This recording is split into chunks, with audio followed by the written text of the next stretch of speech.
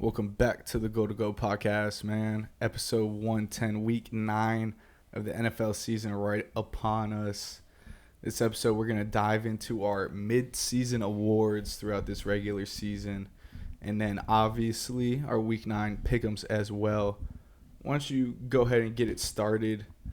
Let's start, MVP going down, OPOY and stuff like that. All right, so started off for MVP, I picked Josh Allen. And the reason is just because, we know Josh Allen, the way he plays. In the past, he's been that explosive, turn the ball over, high-risk, high-reward quarterback. But this season, he's been protecting the ball, hasn't turned it over nearly as much. And this is kind of just playing the odds. Like, if you look at the quarterbacks overall throughout the season, there's a handful of them that you can say are up there. You look at guys like, obviously, Lamar Jackson, Jaden Daniels, who I'm sure we'll get to later on.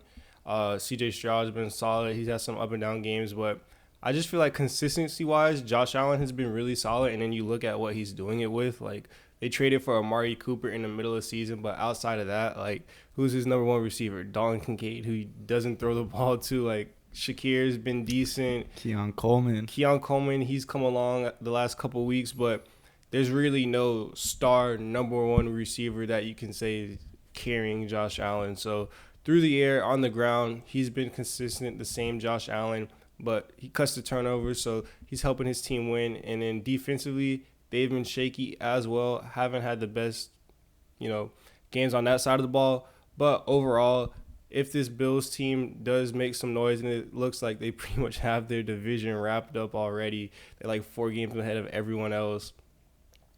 And then just Josh Allen being at an important position, playing the quarterback. You look at the seeding, they'll probably be a 2 or 3 seed depending on what happens. I mean, the Chiefs, they could probably just lose every single game they've won, so maybe the 1 season play for them. But as of right now, I just think Josh Allen is playing really, really good football, and he's pretty much carrying his team that'll have a relatively high seeding. So all that adds up to MVP.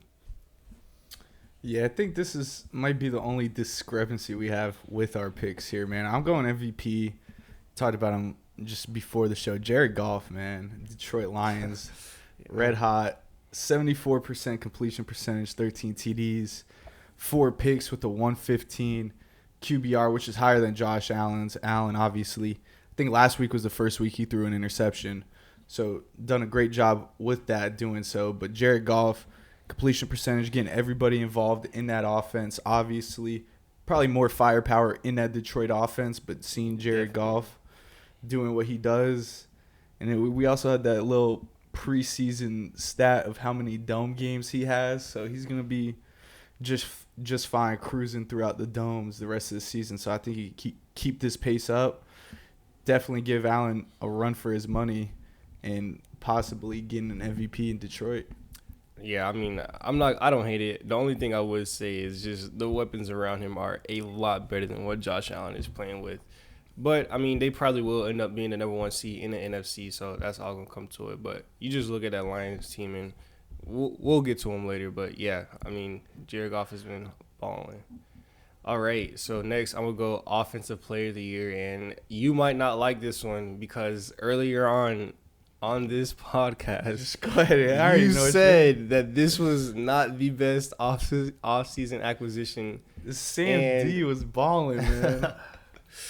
Yeah, it's Derrick Henry, man. The way this Baltimore Ravens offense is running, it's literally through him. And I feel like ever since they had Lamar Jackson, this was the one piece they've been missing on offense. They've had the Justice Hills, the J.K. Dobbins, the Gus Edwards, even Keaton Mitchell. He came along last year, had a couple explosive games before getting injured.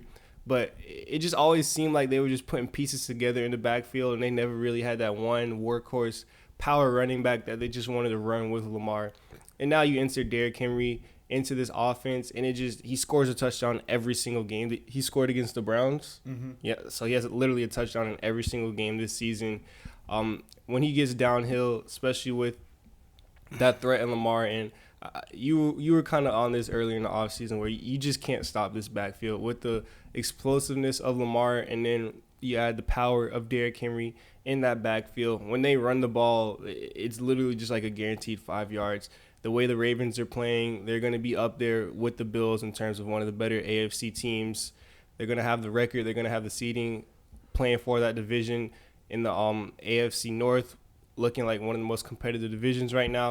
And as long as Derrick Henry is healthy, he's going to be a very vital part of that offense. He's going to run for 100 touchdowns, rush for a gazillion yards. He's going to have all the numbers, all the stats, and this team with the Ravens is going to win. They're going to play complementary football. They'll have some leads. Defense just, sit back and pass coverage, and then they just run the ball with Derrick Henry to close out games. So it's a perfect fit, and I think the numbers and the wins will show for the end of the season. So, yeah, I got Derrick Henry as Offensive Player of the Year. Yeah, I also have him as well. I also wanted to take, Jahmyr Gibbs or something, but split backfield. But I got Derrick Henry, man. He's almost at 1K yards. He's 54 away already through 9 games, 6.5 yards per carry, and 9 touchdowns on the year. You mentioned him touching paint every single game he's played in. And when you look at it, man, Lamar's already hard enough to bring down. You have Derrick Henry. Everybody knows how, lethal he is at running back. It might be, his best season yet when he's gotten up there in age, when everything was, workload, this and that. Would it catch up to him? It looks like he's doing just fine with everything. So on pace for Offensive Player of the Year, no doubt. All right, and then Defensive Player of the Year, I wanted to give it to your boy Myles Garrett. That's who I had, preseason, but I think it's got to be T.J. Watt, man. And he has the numbers, the big splash plays, but I also think we got to talk about the scheduling and what the NFL is doing with prime time, and why are we always watching the Jets, Steelers, and Giants? I feel like the past month, at least one of those teams have been on prime time. And with T.J. Watt being on the Steelers playing primetime, those big plays, those splash plays he makes, they seem amplified. So he's just a dominant edge rusher. Last game against the Giants, he had the 2 sacks, strip fumble. It always seems like when he gets to the quarterback, he just finds a way to get the ball out. Big splash plays, and I think out of all the other, really impactful pass rushers, he's been the healthiest, and that's also a really big thing. You got to be on the field to put up those numbers. Myles Garrett, he's been banged up this season. Micah Parsons missed a couple games. Max Crosby dealt with some injuries earlier on. And then Aiden Hutchinson, who exploded in the first couple weeks of this season, he had the season-ending injury. So out of those top-tier pass rushers, T.J. Watt is kind of like the last man standing, and he's still as dominant as ever, still putting up the numbers, getting all the pressures, making the big plays on prime time. For some reason, we have to watch the Steelers every week. So he's getting all the shine. He's getting all the buzz, and I think it's well-deserved for T.J. Watt. Yeah, I'm down to remove those teams from primetime for sure. Seen a meme going around. They're voting for whoever says the Giants aren't allowed to play primetime football anymore.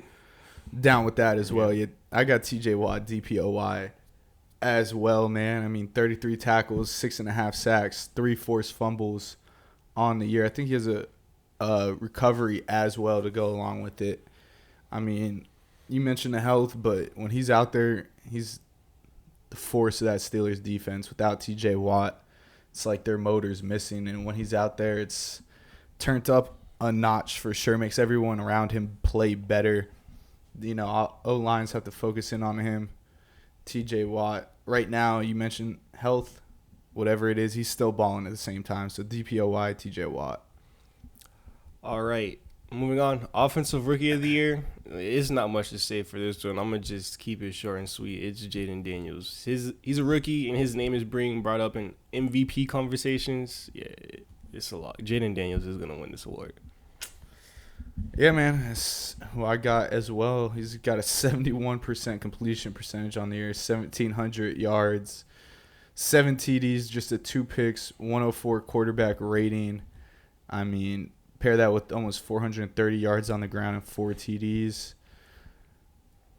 Jaden Daniels. All right. Now, we're not going to agree on this one, but for me, Defensive Rookie of the Year, give it to either Eagles cornerback, man. DeJean and Quinion Mitchell. Played 3 games. Doesn't matter. Give it to either one of them. All right, so if you want to say that, give me Mitchell then. He's played Mitchell the entire season. Burnt no, he didn't. The Bucks. No, he didn't. Listen, Quinion Mitchell has been one of the best corners in football so far this season. He's changed this secondary.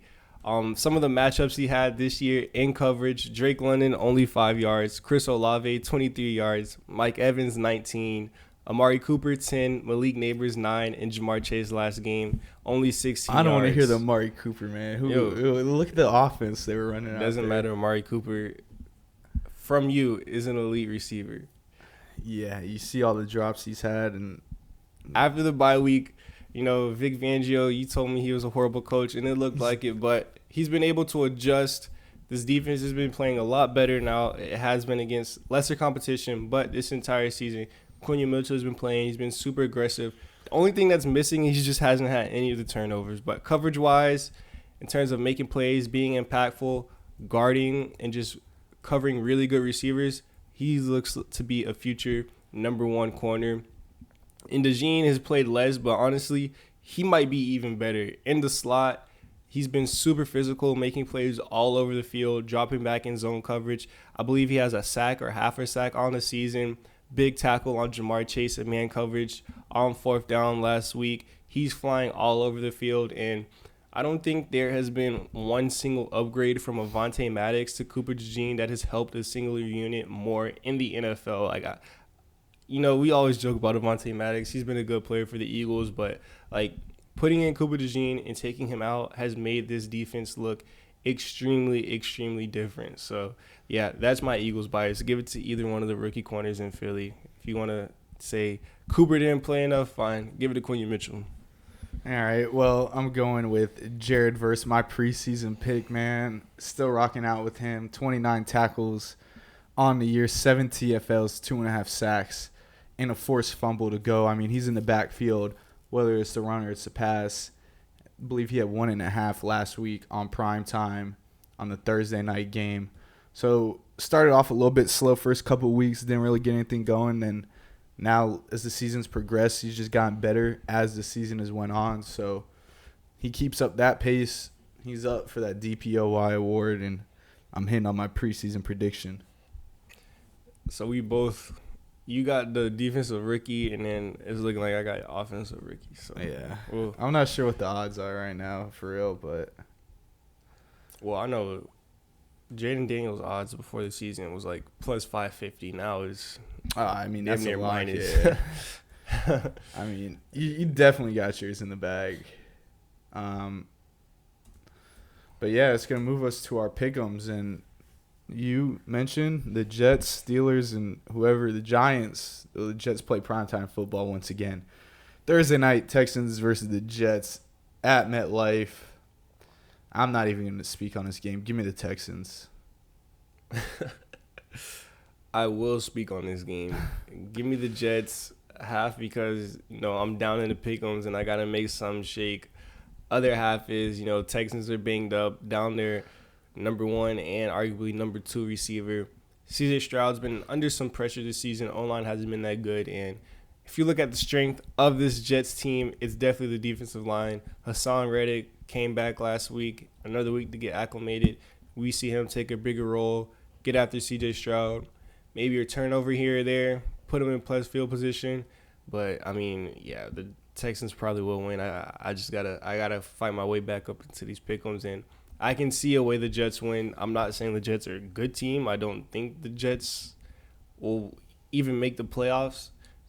We should do that, bro. After we do the pick'ems, we'll do our playoff predictions so far of who we think will make it in. But, yeah, I don't think the Jets will be in that conversation. But I'm going to get them winning it. I'll have them winning this game. Give me the Jets at home, prime time. All the eyes are on them. Big names, big media market. Horrible field, and give me the Jets.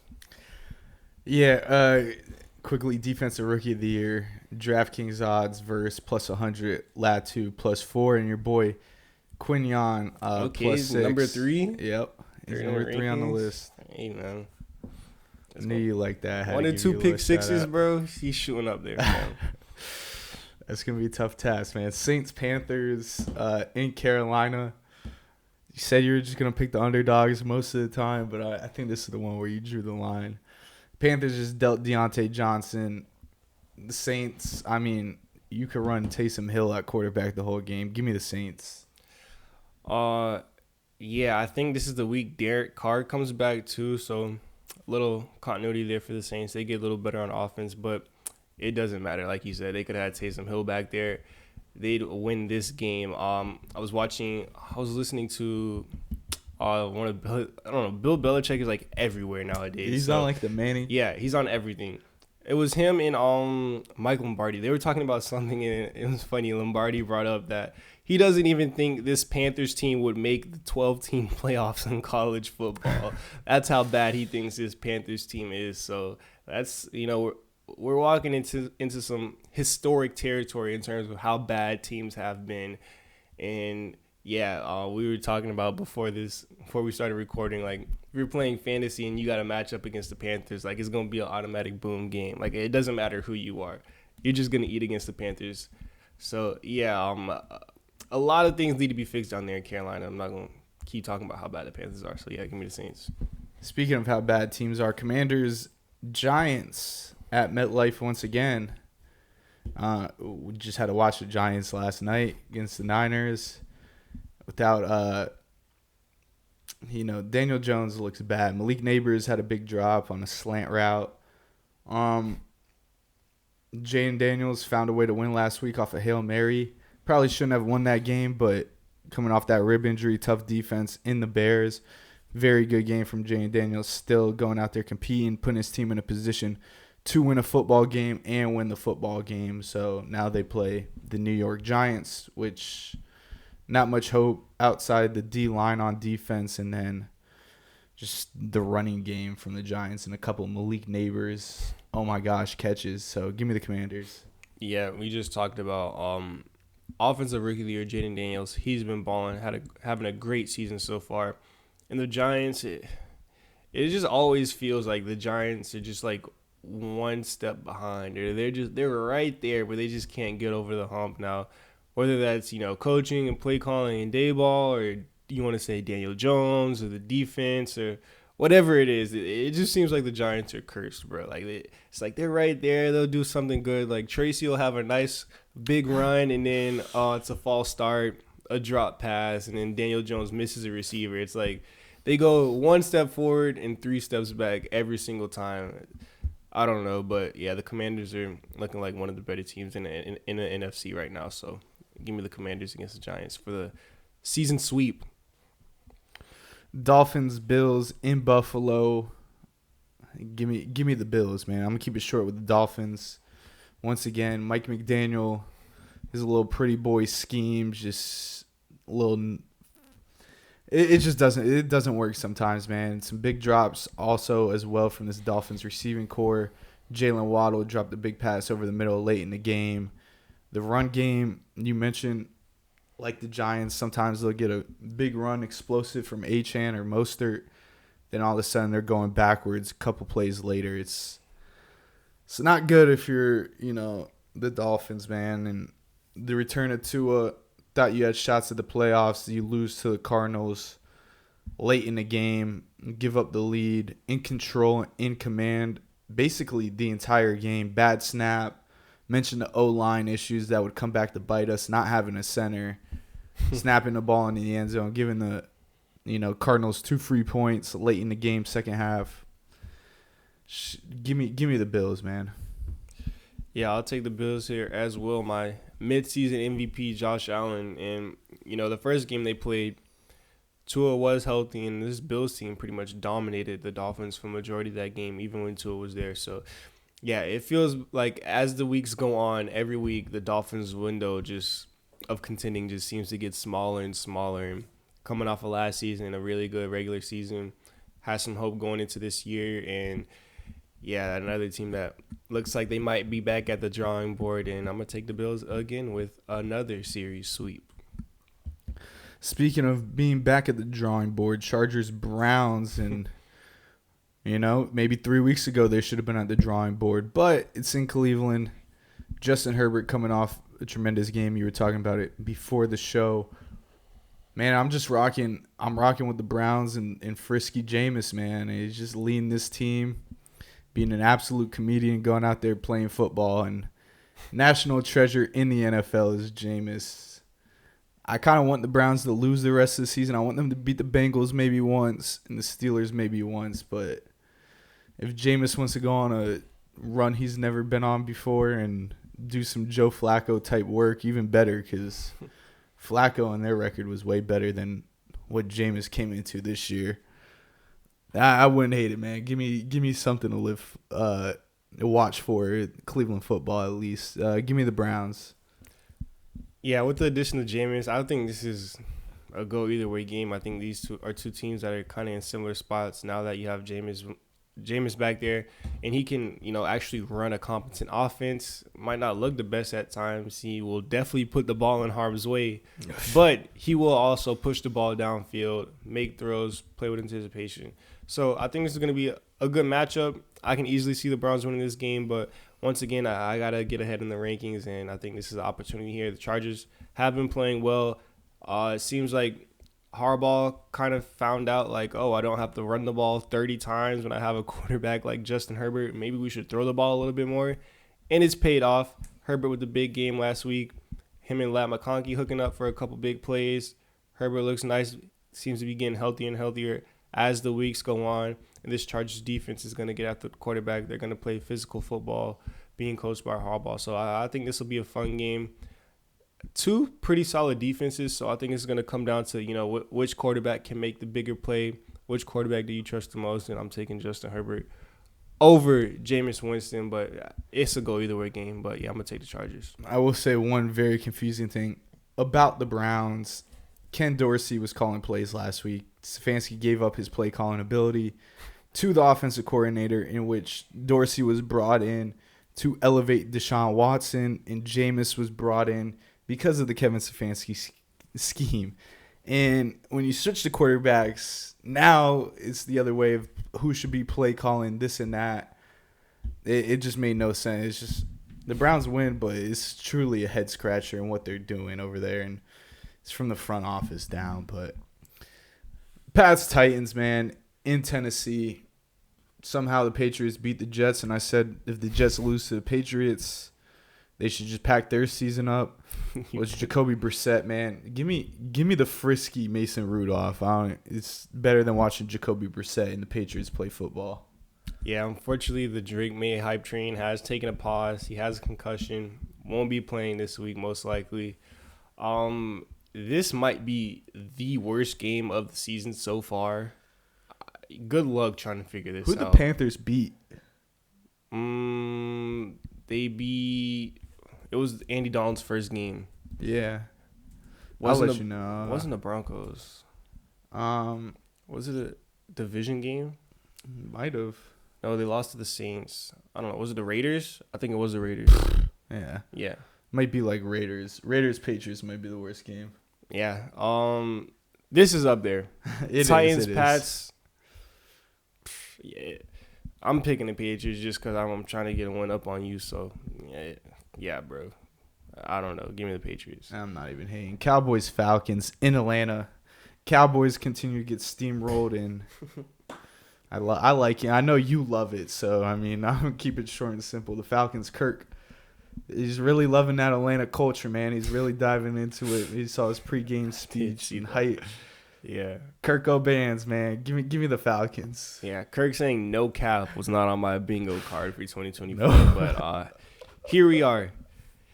Yeah, this Cowboys defense is rough. You got, Diggs coming out after the game, full pads on and everything. First thing he does is check his name on Twitter, comes out to, press a reporter. Like, I guess when you have ownership, Jerry Jones setting the example, this is pretty much what you get.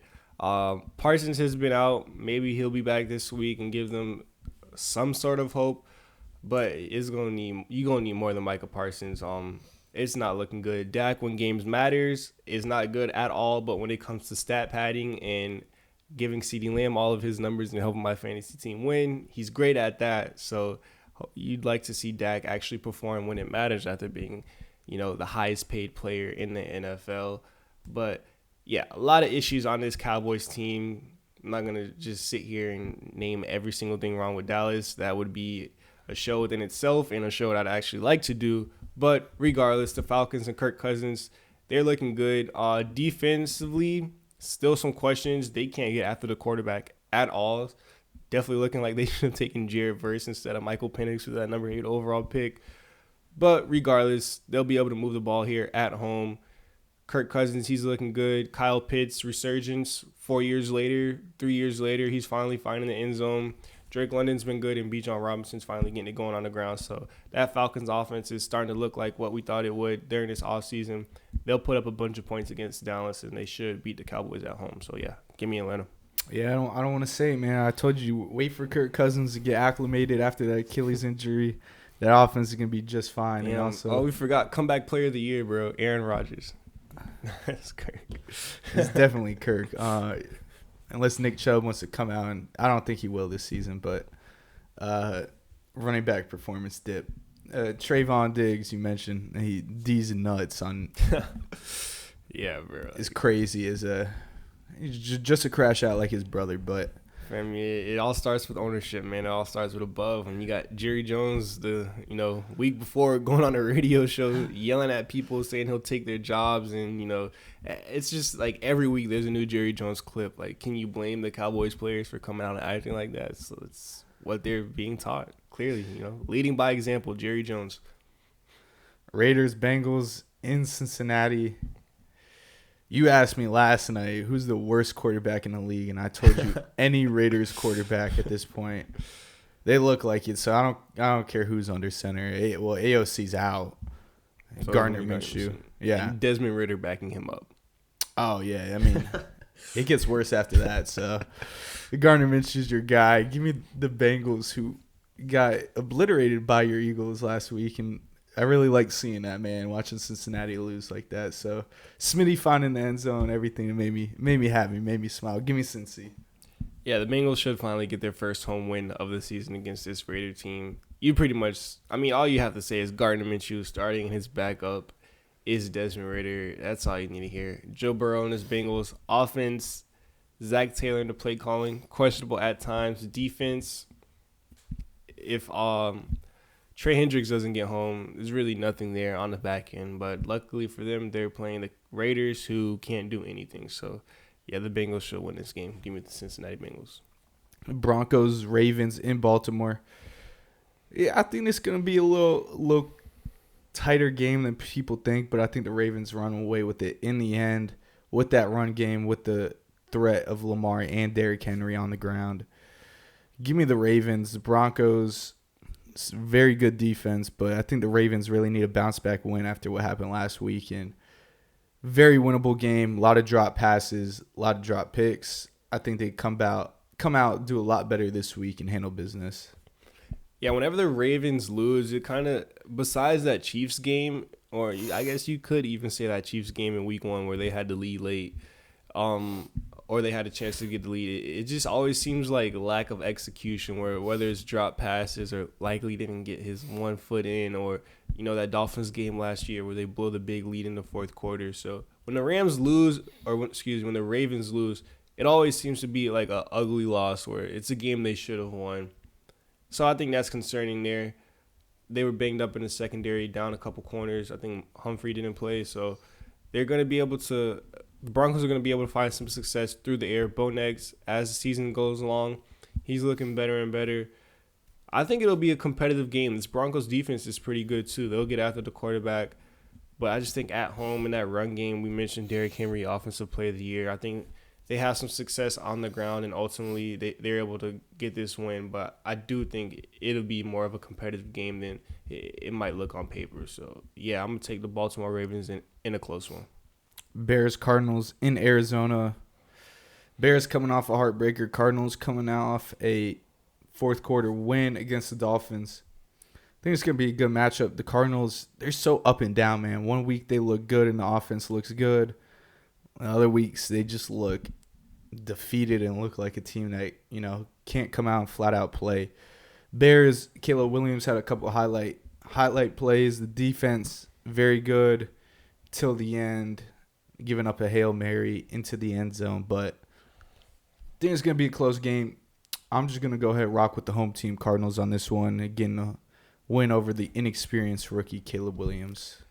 Yeah, the Cardinals are another one of those teams. Like, good luck trying to figure them out. They just always seem to hang around, and then like some games they just don't look as good. Other games, Kyler's running around, hit Marvin Harrison, Trey McBride, and they seem to get things going.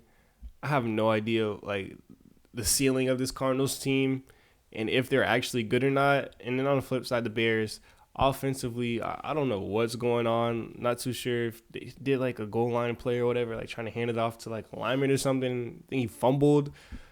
Not too sure if that's the play call you want. But defensively, it's one of the better defenses in the league. You know, up to that Hail Mary that they gave up to Jaden Daniels, they pretty much held one of the hottest quarterbacks in check. Now, I know he was banged up, but they still did a pretty good job against him overall. I think this is another one of those coin flip games. Has to go either way, and I'm just picking against you, trying to get back. So Cardinals could definitely win this at home, but I think there's a way the Bears win if Caleb Williams and those guys are pretty much, on the same page, and that offense can move the ball a bit, put some pressure on Kyler Murray and that Cardinals offense, and let their defense kind of get after him. There's a way this Bears team can get a win on the road. So I'm gonna just stick with it and pick the Bears and try to. Hopefully, I can get up on you. I don't hate it either. K1 did beat the Black Ops 6 allegations one weekend, but we'll see about it. Jags Eagles in Philly. Sure, there's going to be a 20-minute long segment, so I'm going to keep it short. The Jags, Brian Thomas banged up. Eagles coming off probably their best game of the season. I mean, I'm not sure. I'm sure you'll comment on it, but the Jags once again fall late in the fourth quarter to the Packers, giving up a Malik Willis game-winning drive. Give me the Eagles. Yeah, I definitely could have made this a 20-minute segment, but I'm not going to go on a tangent and do my own podcast here. I'm going to keep it short. I was about to say, you could do an Eagles-Cowboys episode if you want to be. I've been very pessimistic about the Eagles, but this past week, hope has been brought back into me. Now, I'm not going to talk about Nick Sirianni and what they're doing up there. I'm still not a Nick Sirianni fan. But in terms of what we're seeing on the field, Jalen Hurts, since the bye week, has been playing clean football, hasn't turned the ball over at all since the bye week. And that was a big thing for him. Can he protect the ball, fumbling the ball, interceptions? And the offense is clicking. We got a lot of the skill players back healthy. Goddard's still banged up. But offensively, right now, it is running through Saquon Barkley. And I think that's why we're having a lot of success. Get the ground game going, then Jalen Hurts can have the play action pass and hit Smitty on a deep pass like you saw for that big long touchdown. So I think right now they're just playing really good complementary offense. And then you look on the defensive side of the ball. I kind of touched on it when talking about the rookies, but there's been like life brought back into this defense by Cooper DeJean, Quinion Mitchell. Those guys are playing good on the outside. And then the pass rush is starting to get home as well. We mentioned, talked about Bryce Huff wearing number 0 for a reason. He's kind of brought back some juice. He's getting after the quarterback, a couple pressures. Josh Sweat has had quietly a really good season in terms of pressures. Might not have the numbers, but he's getting after the quarterback. And then your boy Jalen Carter up in the middle, man. He's still a dominant pass rusher. So I like, as the season is going along, after the bye week, things are going on the right track. The Eagles are playing really good complementary football, finally getting turnovers. Jags game, I mean, it's Kelly Green week in Philly, man. Give me the Eagles. Hold on, Huff got a sack and a half now? Yeah, he's making plays. He's making plays. Hey, man, Rams Seahawks in Seattle. Gino coming off a tough loss last week, but the Rams, they're one of those teams, man. They always find a way, hang around. Sean McVay coached. I did pick the Seahawks, although I got a lot of great things to say about the Rams in that offense. The Kupp and Nakua come back, not missing a single beat offensively. Like, they looked like they've been out there for the last 4 weeks on a hot streak, and Matt Stafford continues to ball out when those two are on the field. So with that being said, I'm going to take the Seahawks. I think they're a little more all-around team, but it would not shock me if the Rams just run away with this. The way the Seahawks, they're kind of one of those up-and-down teams. You don't know which version of Seattle you're going to get week in and week out. So give me the Seahawks. Yeah, you mentioned the Rams offense doesn't look like it missed a beat at all. Stafford, Thursday night game, he's looking like prime Stafford, like Super Bowl Stafford. It's so weird, bro. Cooper Kupp, they were saying, they don't know if he was going to play him. He's banged up. He might be on a snap count. He comes out. He's, hasn't missed a beat with Stafford. He fit right in. Nakua was like literally on IR until I think like Thursday or something like that. He like with the big knee injury, he's not gonna play at all. If he does, it'll be limited snaps. We're not gonna give him full reps. He had like 100 yards on 8 catches or something like that. Didn't miss a beat at all. Looked like rookie Puka. So yeah, this offense is flying. And then in the backfield, Kyron Williams is like Derrick Henry light, where he just scores a touchdown every single game. Now, might not be the big, crazy, flashy runs like Derrick Henry, but Kyron Williams, super, super physical back, explosive, a really good 3-down running back, and he also just has a nose for the end zone. So, yeah, I really like this Rams offense. And with the Seahawks, DK might be coming back. He's been banged up, but Geno didn't really look too good against the Bills at home. So, another divisional matchup. This NFC West division is like – I don't know if it's going to be the best division, but in terms of closest and competitive and the way these teams are looking, this might be that division. So, I mean, the Seahawks easily could win this game. I think any team in this division can beat any team on any day, but I just like the way that Rams offense is looking, the weapons they got on the outside. So, I'm going to pick the Rams here to get a win. I don't hate it, man. Lions, Packers.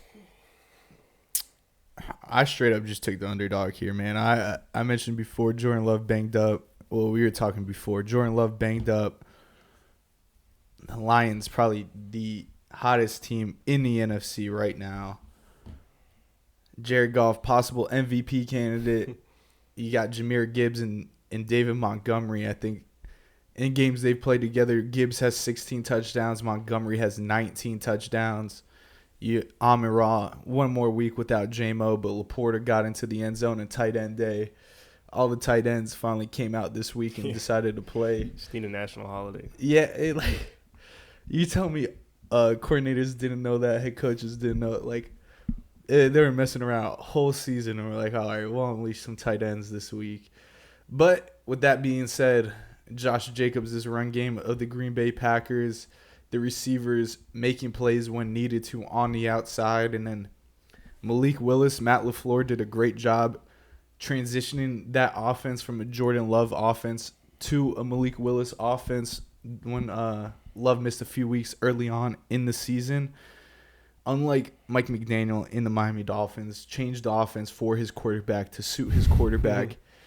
And Malik Willis, he had a great run. I know he did play his Titans in a revenge game, but he did a phenomenal job at quarterback when his number was called. So I'm getting him with an upset home at Lambeau, one of the tough environments to play in football. It's also starting to get a little bit colder out there. It's going to be November. So give me the Pack. Yeah, that is something I didn't take into consideration. Is Jared Goff outside of that dome. He's going to be in Lambeau, one of the toughest places to play. But if J Love was healthy, I probably would have picked the Packers as well. Me and you were higher on the Pack coming into the season. So I like this Packers team, but the way the Lions are playing right now, man, just all three phases of football, special teams, defense, offense, they're literally dominating all three phases. And it's not like they have a nice play here or there. Like, they're getting punt return touchdowns.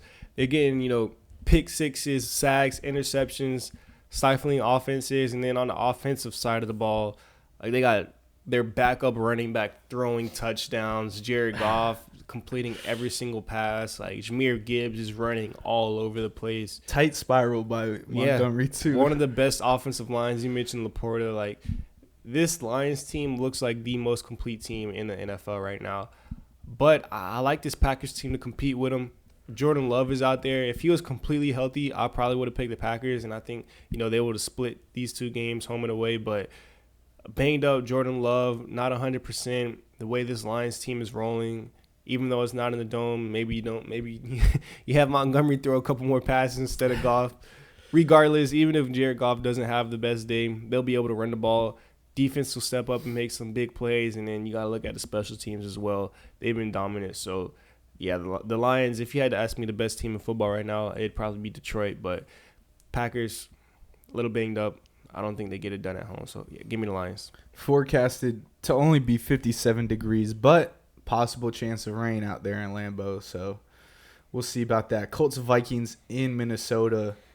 Joe Flacco is the starting quarterback after Anthony Richardson subbed himself out of the football game for being tired. Jonathan Taylor came back last week, and somehow Josh Downs has, his only good game with Anthony Richardson on my fantasy bench. But with that being said, the Vikings, they did finally drop a game this season, but they're still Dropped 2. Yeah, two in a row actually, right? Mm-hmm. Still one of the better teams in football in that NFC North. They're competing, with these great football teams. But Sam Darnold, Justin Jefferson, those guys really have a good connection going. It's not hard when you have the best receiver in the league. Jordan Addison, I believe he got some catches last week too. He got involved. Aaron Jones in the ground game of Minnesota looks good as well. Defense has played very good this year. The Colts, Joe Flacco does add an element to where you could say the Colts could win this game, but I think the Vikings are a better all-around football team than the Colts are at this point.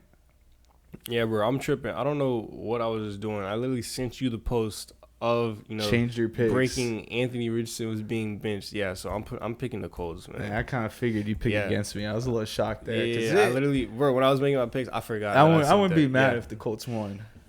Yeah, the Vikings team is really good, but I do think they're somewhat limited at quarterback. Sam Darnold's been pretty good this season, but when the defense isn't, scoring touchdowns, creating turnovers, giving the ball in plus field position, we kind of saw last week against the Rams where offense kind of stalled a bit at times. The first couple drives, they looked really explosive, went down, scored. But as the game went on, as teams adjust, as you see some things that you want to take advantage of defensively, Sam Darnold in that offense wasn't able to move the ball. And I think the big thing here is that Vikings defense, how Brian Flores wants to play. He's going to send so much pressure. You're going to see a bunch of zero, and you're going to have chances to get the ball out quick and get the ball into the middle of the field when they play those zero coverages and those two high safeties. So I think Joe Flacco is a veteran quarterback. He's pretty much seen everything there is to see in the NFL. He knows how to beat a blitz. Just give him time, or he'll buy time with changing protections, getting the ball out fast, getting the ball to the perimeters, trying to beat those exotic looks, those exotic blitzes. I think Flacco gives them a chance, and I think they get a nice win here on the road. But this is another one of those, I think, go either way games where you put Joe Flacco in for the Colts. I think they're a completely different team. AR, we were kind of on this early from the beginning of the year. He just hasn't played enough football. He's just not ready yet. And you see it where, he airballs layups, but he might hit a half-court shot every game. It just makes no sense. So, yeah, give me the Colts here with Joe Flacco, man. Bucks Chiefs at Arrowhead. You might call me crazy at this point. I'm making a switch, man. I picked the Chiefs. I'm going with the Bucks, man. I don't hate it. Somebody's got to beat the Chiefs, man. Baker Mayfield in the Bucks.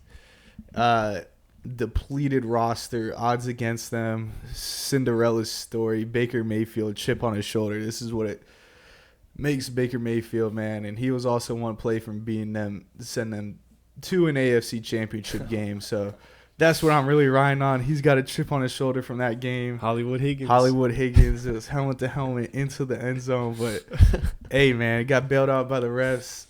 I think he gets a bounce-back win after dropping one to Atlanta last week. And the notorious Pat Mahomes and his horrific season getting carried so far by players around him. The defense. Yeah. In the D-Hop, whatever mumbo-jumbo you got going on over there, give me the Bucks, man, because somebody has to beat them. Like, somebody is going to have to beat them this year. If they had Godwin and Evans, I'd probably be with you in picking the Bucks, but yeah. I'm picking the Chiefs, man. You said someone has to beat them. I don't know, bro. Like, the way they're winning is just ugly, bro. Patrick Mahomes is not playing good football at all, and yet this defense is good enough to carry him, and he's still Patrick Mahomes. When it matters the most, he'll make one or two plays to give his team a chance, and that's all they need. Chiefs at home against the Bucks. I do think it'll be a lot closer than people think, especially with that run game the Bucks have with Bucky Irving and Rashad White. No receivers, they'll lean on those running backs and the tight ends a little bit more, but I think this will be like an ugly, low-scoring game. You won't see too much. It won't be flashy, but somehow, some way, Patrick Mahomes and the Chiefs will find a way to win the game. It just happens. It is what it is. I might look. This is Monday night game. I might be rocking my 6 jersey just for him, bro. Somebody's got to beat him. Rock the Baker jersey. I was gonna conclude our NFL Week 9 pick'ems, man. Any other comments, takes? NBA season is getting the ball rolling, man. 1-0 in fantasy in our league, so well, I think both of us want to know, right? Yep. Gotta win. Hey, you're clowning my team draft night, man, but we're putting up like 1,300 points. That's all I gotta say, man. You got any other football? Any last comments, takes, anything? No, that's pretty much it. Shout out to Dodgers, man. Bring out the brooms. Getting it done tonight. Oh yeah, I mean, I'm always down for a little Yankees slander, so I'm right there with you in the Dodgers winning the World Series. Yankees, you could go home and just. Hey, I'm done with them, bro. I'm seriously done with the Yankees. Their complaints, this and that. Well, they just literally got outpaid. It's one of the highest paying teams. You got outpaid this offseason. That's what it's looking like, man. Baseball, put a salary cap into baseball, please. But that's going to conclude Go to Go episode 110. I could sit there for a whole 50 minutes like I did just now and talk about baseball luxury tax and why they should go to salary cap. But Go to Go pod on TikTok, Go to Go